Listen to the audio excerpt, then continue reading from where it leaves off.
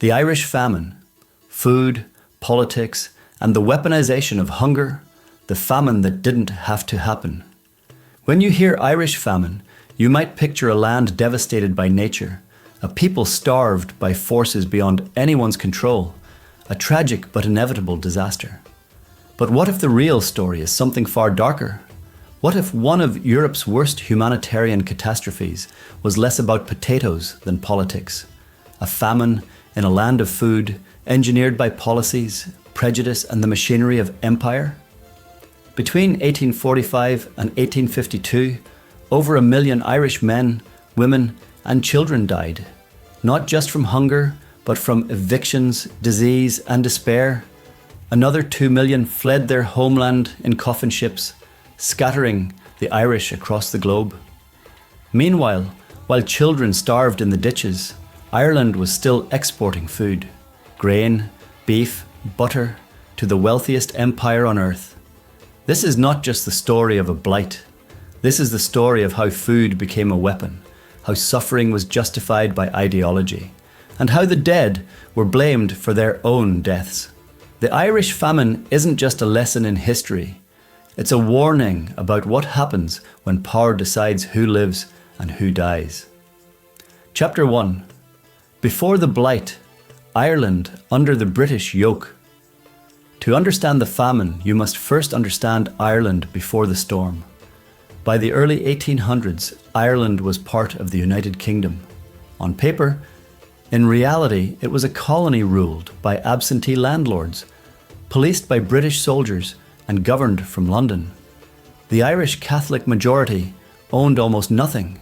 Most land belonged to Protestant gentry, who rarely set foot on the island.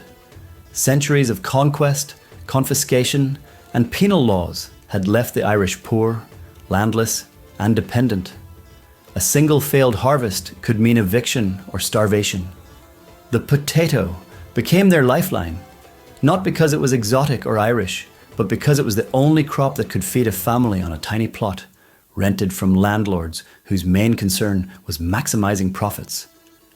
By 1845, over 3 million people, half the rural population, relied almost entirely on potatoes.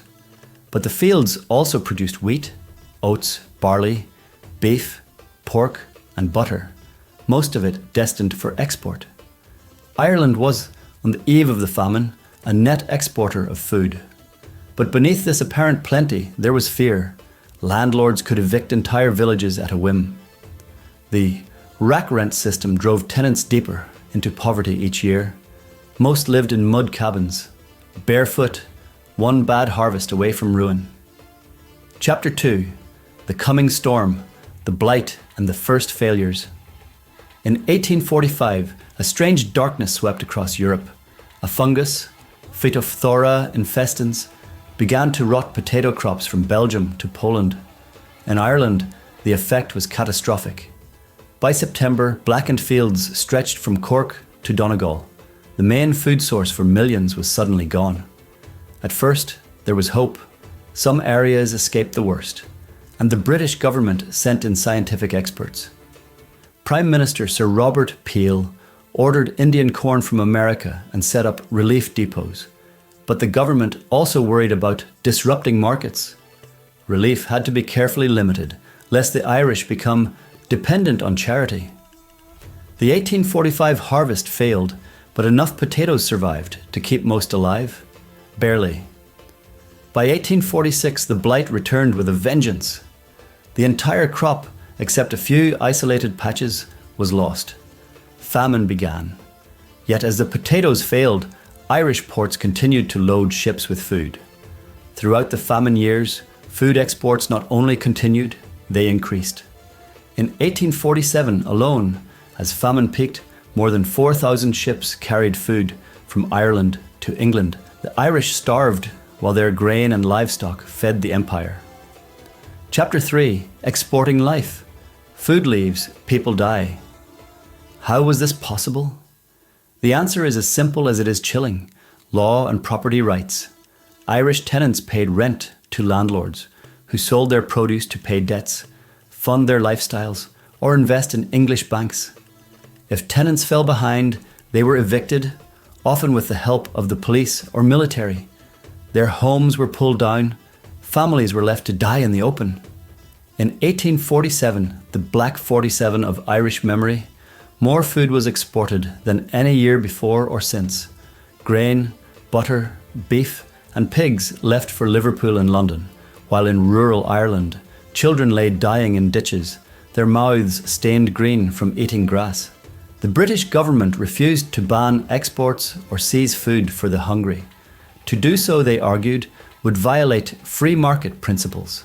One official, Charles Trevelyan, said that the real evil with which we have to contend is not the physical evil of the famine, but the moral evil of the selfish, perverse, and turbulent character of the people.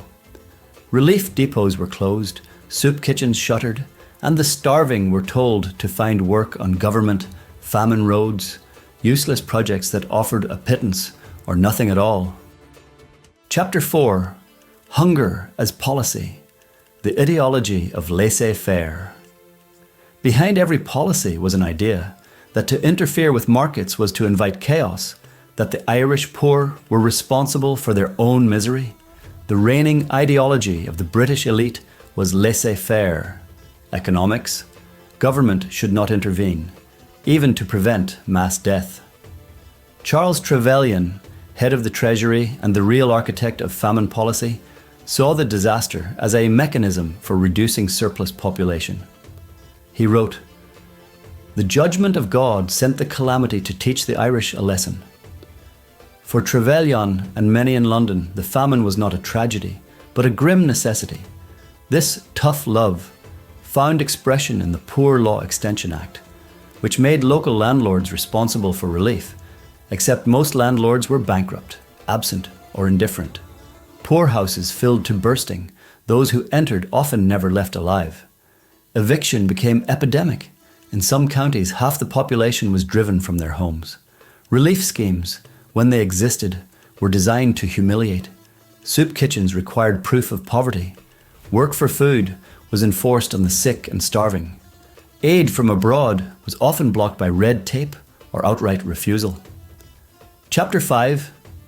The Human Cost, Famine Roads, Workhouses, and Coffin Ships. What did famine look like for ordinary people? A world of despair and death. Roads to nowhere snaked across the countryside, built by starving men for pennies. Workhouses, designed for a few thousand paupers, swelled with tens of thousands, most of whom died of typhus, dysentery, or starvation. Families were split up on entry. Parents and children rarely saw each other again. Eviction was often a death sentence. Families huddled in ditches or makeshift shelters, their homes pulled down to prevent their return. In the West, coffin ships, leaky, overcrowded vessels, became the only hope for survival.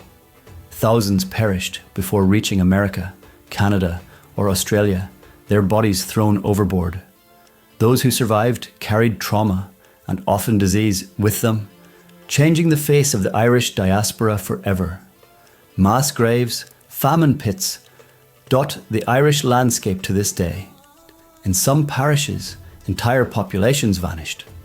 In Skibbereen, Cork, it said the church bells fell silent because there was no one left to ring them. Chapter 6. The World Watches, Relief, Charity, and Indifference. The suffering of the Irish did not go entirely unnoticed. Donations poured in from unlikely sources. American Indians, abolitionists, Pope Pius IX, even Queen Victoria herself. The Sultan of the Ottoman Empire sent money and ships of food. In Boston and New York, Irish emigrants and their neighbours raised funds and sent supplies. But international help, though desperately needed, was a drop in the ocean. The British government continued to export food, collect taxes, and enforce evictions. In Parliament, some questioned the wisdom of letting millions die, but the prevailing view was that charity risked spoiling the Irish poor. Many English newspapers blamed the Irish for their own fate, describing them as lazy, backward, or feckless. The Times of London wrote, "It is not the potato that has failed, but the Irish people." When John Mitchell, a leading Irish nationalist, declared, The Almighty indeed sent the potato blight, but the English created the famine. He spoke for a generation. Chapter 7. Erasing the evidence, cover-up and historical amnesia. After the famine, the British state moved quickly to shift blame and obscure its role. Official inquiries acknowledged suffering, but attributed it to natural causes and overpopulation. The narrative was set. The famine was a tragedy, but no one was responsible. Records were lost, destroyed, or buried in archives. The mass graves were left unmarked. Even the word famine was avoided in official documents. The ideology that justified inaction, laissez-faire, social Darwinism, the white man's burden, remained intact. In Ireland, the trauma was too deep for words. Survivors rarely spoke of what they had seen. Children grew up in silence, with the ghosts of the lost haunting every village. Songs, stories, and folk memory kept the wounds alive, even as the world forgot. Chapter 8. Survival, Resistance, and Memory. Yet the famine did not break the Irish. Those who survived carried memories of suffering, but also stories of solidarity, resistance, and endurance. Secret societies protected tenants from eviction. Priests and activists risked prison to organize aid. Irish language, music, and culture, though battered, survived, sometimes in exile, sometimes in secret. The trauma of famine became a fire that forged a new generation of nationalists, determined never to let such a disaster happen again. The famine also reshaped the world. The Irish diaspora transformed cities from Boston to Sydney.